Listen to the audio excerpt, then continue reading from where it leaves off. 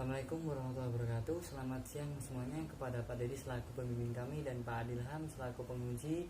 Kami ucapkan banyak terima kasih atas waktunya dan juga kepada teman-teman semuanya.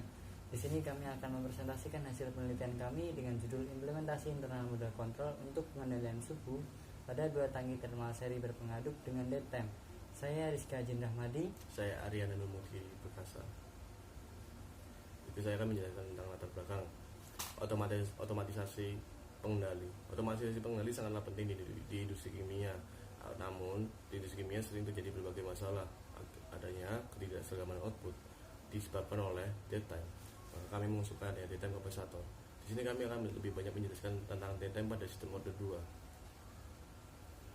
Berikut judul-judul penelitian yang pernah dilakukan. Di sini ada tujuan penelitian kami, yaitu pertama, menginstrumen otomatis pada DTS dengan dead time. Kedua, mempelajari dinamika proses pada dua tangki termal seri dengan dead time secara open loop di laboratorium. Ketiga, menyentuh parameter PI yaitu KC dan TOI serta perancangan diagram blok EMC. 4. Simulasi tutup dan menerapkan internal model control pada pengendalian DTS dengan dead time. Berikut adalah gangguan fungsi step. Fungsi step adalah fungsi tahap, di mana perubahan input secara mendadak dari tingkat satu ke tingkat lain.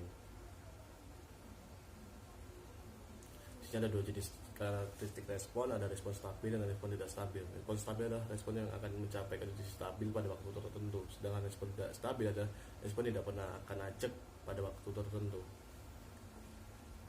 Berikut ada dua gambar jenis loop terbuka dan loop tertutup, di mana loop terbuka adalah sistem pengendalian di mana keluaran tidak memberikan efek terhadap aksi controller, sedangkan loop tertutup adalah di mana keluaran akan mengaruhi controller.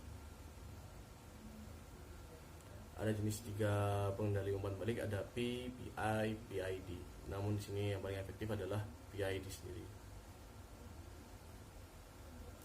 Berikut contoh dead time FOPDT, first order plus dead time. Di sini data sendiri adalah keterlambatan respon yang diakibatkan oleh peristiwa. Ada 3 peristiwa, mungkin 1 waktu yang dibutuhkan transfer massa energi informasi, 2 akumulasi waktu terlambat yang besar, 3 waktu yang dibutuhkan sensor untuk memproses respon. Berikut ada fungsi transfer FOPDT. Sini ada internal model control. Berikut diagram blok internal model control. Di sini ada fungsi transfer GMS sama dengan GM plus S, GM minus S. GM plus S itu adalah non-invertible, sedangkan GM minus S adalah bagian invertible-nya. Di sini kita menggunakan bersama filter juga, yaitu GFS. Neraca panas. Kemudian untuk neraca panasnya di sini ada ilustrasi gambar rangkaian alat DTS di laboratorium loop terbuka, dan CV di sini adalah T2 dan T3 untuk MV-nya Q1 dan Q2, dan untuk gangguannya sendiri adalah flow dan suhu input. Kemudian ini adalah neraca panas tangki 1 dan tangki 2 sesuai dengan input dan output masing-masing tangki. Kemudian setelah dilakukan transformasi lapas didapatkan persamaan berikut, di mana nilai konstanta waktu proses sama dengan V per F dan konstanta G-nya adalah sebagai berikut. Kemudian untuk diagram blok loop terbuka, di sini ada 3 input dan 4 diagram blok atau fungsi transfer, di mana di sini digunakan 2 kali nilai input flow dikarenakan mempengaruhi pada 2 tangki tersebut atau masing-masing tangki dengan gain yang berbeda. Kemudian untuk konfigurasi pengendalian yang kami gunakan di sini adalah konfigurasi pengendalian PI-IMC dan IMC-EMC sebagai perbandingan, dan untuk persamaan MV-nya adalah sebagai berikut. Kemudian untuk diagram blok loop tertutup PI-IMC adalah sebagai berikut. Di tangki 1 kami menggunakan PID dengan PI saja dengan derivatifnya sama dengan 0, dan juga untuk tangki 2 kita menggunakan IMC. Di sini ada GCPS kali GFS, dan di sini adalah GMS dengan ini bagian non invertible dan ini bagian non invertible. Kemudian untuk diagram blok loop tertutup IMC sendiri tidak digunakan bagian non invertible di tangki 1 dikarenakan tidak adanya dead time, sehingga nilai E min TDS sama dengan 1.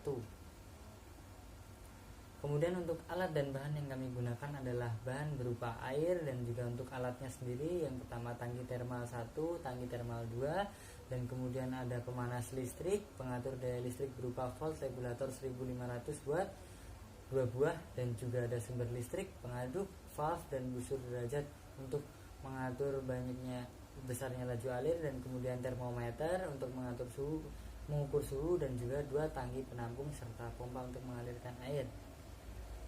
Kemudian berikut adalah rangkaian alat DTTS loop terbuka yang kami gunakan di laboratorium. Berikutnya adalah spesifikasi peralatan yang kami gunakan seperti yang ditunjukkan di tabel. Kemudian berikutnya adalah diagram alir proses. Pertama akan melakukan percobaan pendahuluan untuk mendapatkan parameter steady berupa laju alir dan suhu pada masing-masing arus, dan juga tegangan pemanas serta volume tangki.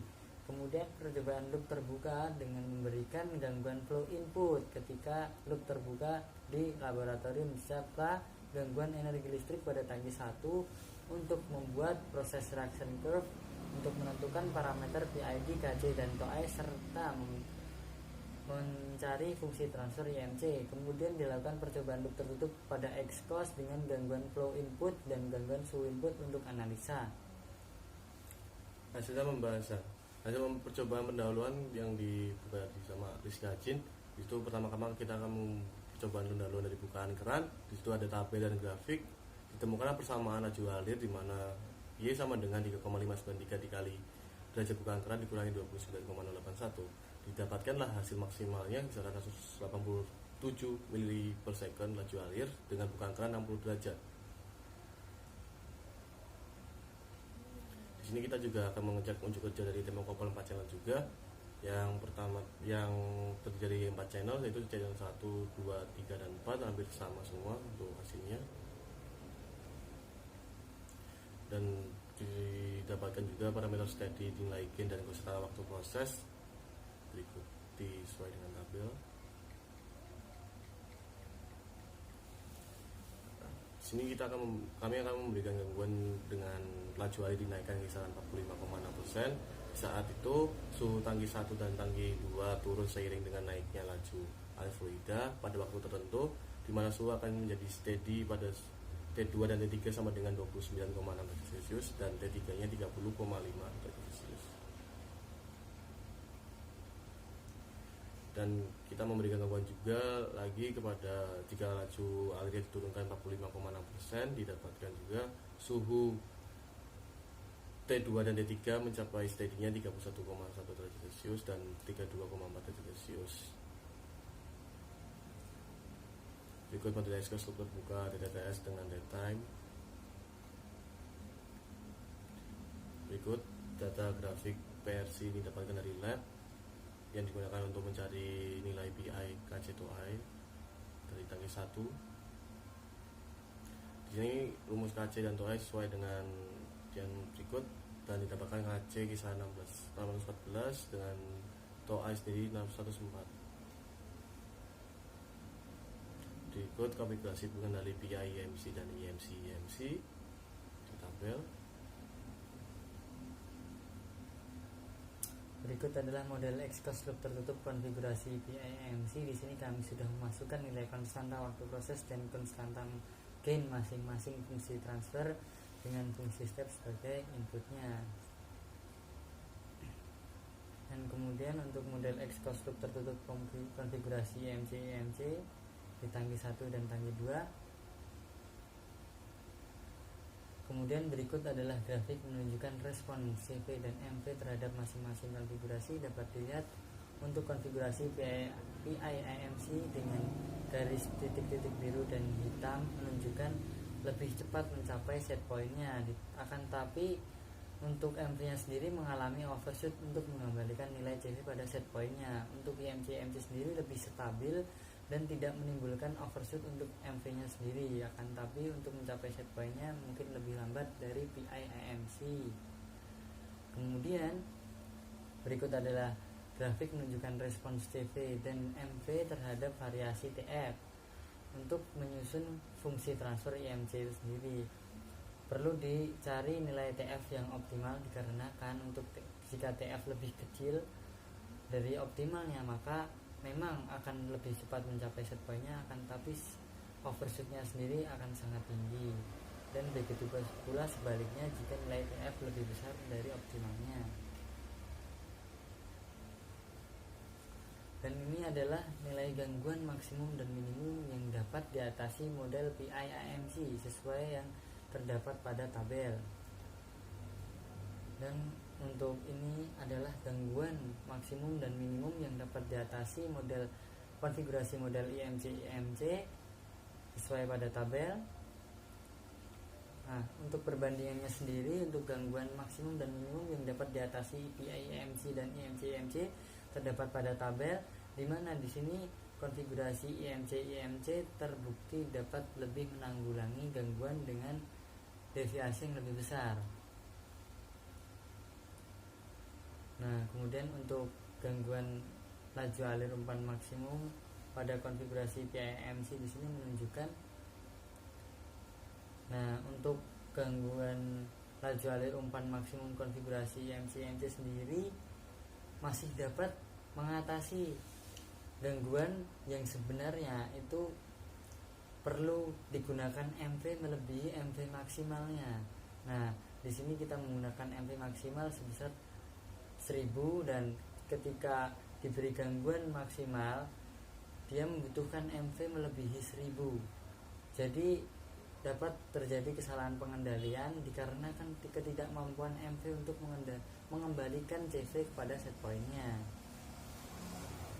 Dan untuk kesimpulannya, maka pertama, berikut model matematika DTTS dengan datetime dengan konstanta waktu proses cukup besar sekitar 1,69 menit. Dengan demikian sistem ini tergolong kurang sensitif terhadap perubahan input dikarenakan nilai tau point sendiri merupakan penyebut dari persamaan ini. Dan kemudian untuk pengaruh perubahan input sendiri berbanding terbalik dengan output suhu DTTS, dan untuk pengaruh perubahan input suhu sendiri berbanding lurus dengan output suhu DTTS. Gangguan dapat menyebabkan offset pada kontrol variabel sehingga diperlukan pengendalian untuk mengembalikan kontrol variabel pada set pointnya. Kemudian untuk yang ketiga, untuk tangki 1 kami menggunakan pengendalian model PI dan juga IMC. Untuk pengendalian PI sendiri kami menggunakan set point tuning. Untuk mentuningnya melalui percobaan proses reaction curve didapatkan nilai konstanta KC sebesar 614 dan TOI sebesar 104. Untuk pengendalian suhu pada tangki 2 sama-sama menggunakan IMC. Karena gennya sama, maka fungsi transfer IMC-nya adalah sama sebagai berikut. Nah, untuk pengendalian masing-masing konfigurasi sendiri memiliki unjuk kerja yang cukup tangguh dengan datetime sebesar 30 detik dapat mengembalikan kontrol variabel pada set pointnya. Akan tapi untuk konfigurasi PIMC dapat mengembalikan set point lebih cepat, akan tapi memiliki overshoot yang lebih tinggi. Untuk IMC sendiri lebih stabil, tidak mengalami overshoot lebih tinggi. Akan tapi untuk pengendalian IMC sendiri perlu dipilih nilai TF yang optimal agar dapat dihasilkan pengendalian yang tangguh. Saran dari kami mungkin agar dapat melanjutkan penelitian ini dengan metode pengendalian lainnya seperti feed forward control dan cascade control, sehingga dapat diketahui lebih banyak pilihan pengendali terbaik, tertangguh, dan kestabilannya aman. Dan pengendalian terbesar dan memiliki efektivitas dan perubahan manipulatif variable. Ketepatan nilai set point akhir hasil pengendalian serta kecepatan pemilihan keadaan pada set pointnya. Sekian presentasi dari kami. Wassalamualaikum warahmatullahi wabarakatuh. Selamat siang.